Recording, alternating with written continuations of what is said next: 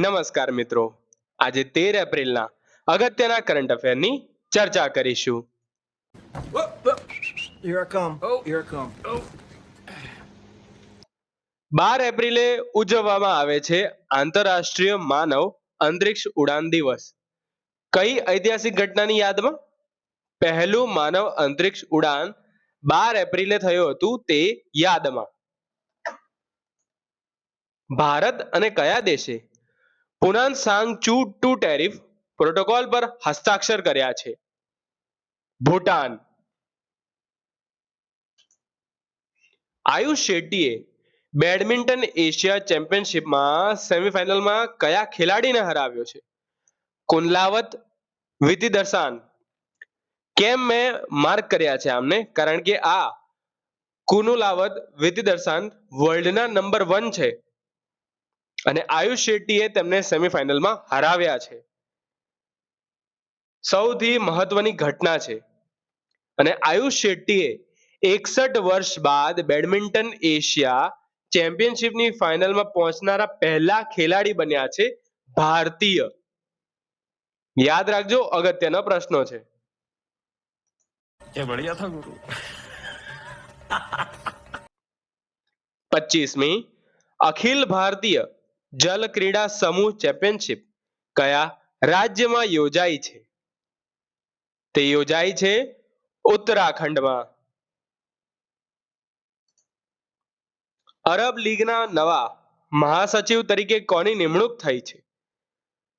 નબિલ ફકીની.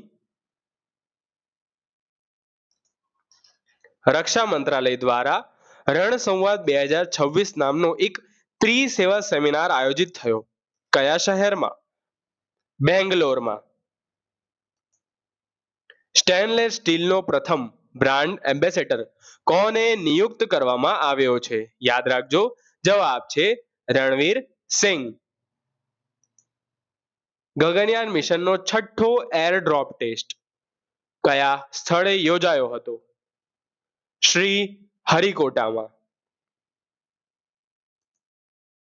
આઈડીપીઆઈસી દ્વારા managing director અને CEO તરીકે કોને નિયુક્ત કરવામાં આવ્યા છે? કે સત્યનારાયણ રાજુને.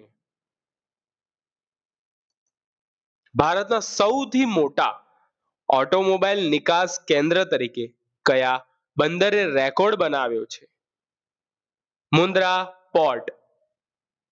बात तो सही है. दौड़ना तो पड़ता है. આર્થિક, સામાજિક અને સાંસ્કૃતિક અધિકાર સમિતિ માટે કોને નિયુક્ત કરવામાં આવ્યા છે?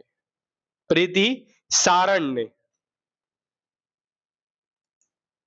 શોધકર્તાઓએ લગભગ 6000 વર્ષોમાં 200 સ્થળોની શોધ કરી છે. એટલે કે 6000 વર્ષોમાં પહેલાના 200 સ્થળોની શોધ કરી છે. તે કયા દેશમાં કરી છે? ઇજિપ્તમાં. આ હતા આજના અગત્યના કરંટ અફેર. વિડીયો પસંદ આવ્યો તો લાઈક કરજો, સબસ્ક્રાઇબ કરજો. ધન્યવાદ.